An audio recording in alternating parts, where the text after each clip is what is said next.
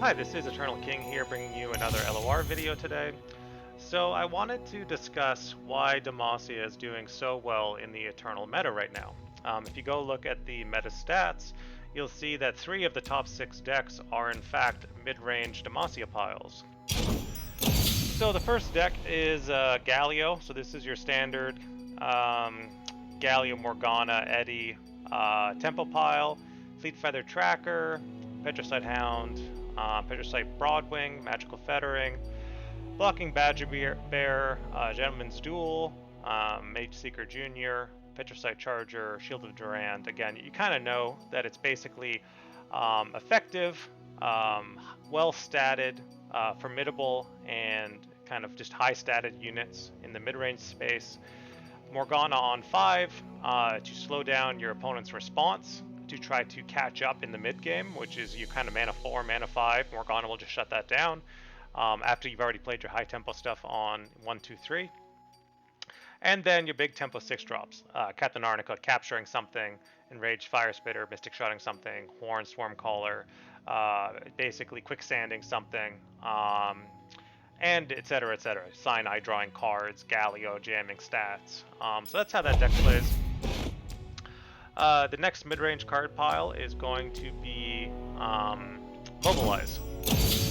So this is a Demacia deck that, you know, while a lot of Demacia decks typically start out high tempo and then use value spells and then jam big numbers, this deck tends to do away with the value spells altogether and just jam numbers. So Mobilize is the only spell.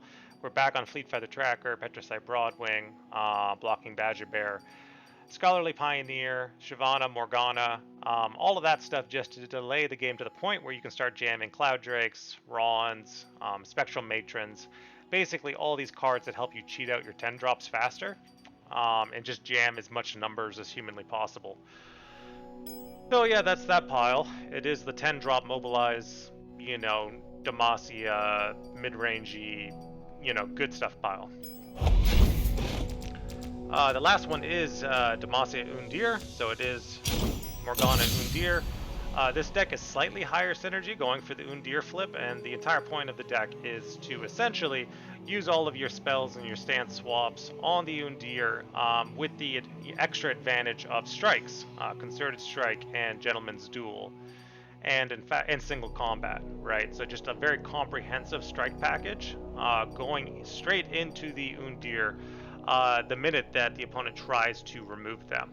So taking those advantageous strikes to generate free stance swaps that you then pile back into the Undir. And that's how that pile works.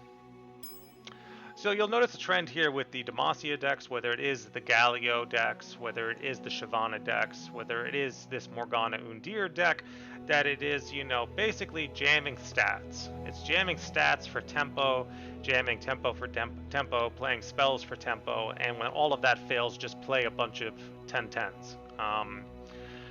I don't love it for the direction of Eternal right now from a pure statistics point of view, so that's why I'm making this video, and I'm going to call it "Why is Demacia so strong in Eternal right now?" Because out of all the decks that you can play and all the regions that you can play in the game, I was not expecting mid-range Demacia to become this ubiquitous in the format. You basically have aggro, which is, you know, your Ziggs Poppy, your burn packages, you're playing Overwhelm on your Draven, things like that. Those decks are good, but then you have your mid-range decks, which is your Demacia card piles, and that's representing between the aggro and the mid-range, it's representing a great deal of the meta, which is something I typically would only see in Standard, and I'm very, very surprised to see that carrying over to Eternal as well.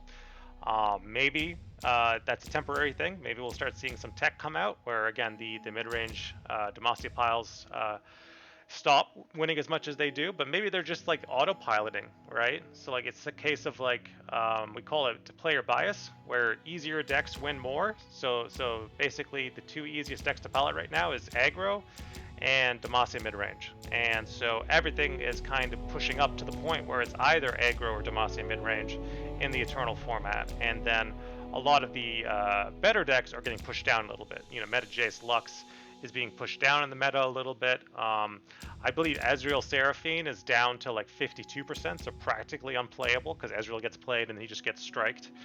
Um, uh, Other control decks like Nora Swain, I think Nora Swain's only at 55%, while the decks I'm talking about are like 60 to 65% in that range. So we are seeing, control, combo getting pushed down a little bit, and then aggro and the Demacia mid-range being highly representative in the format, perhaps too much so. So I'd love to hear your guys' comments.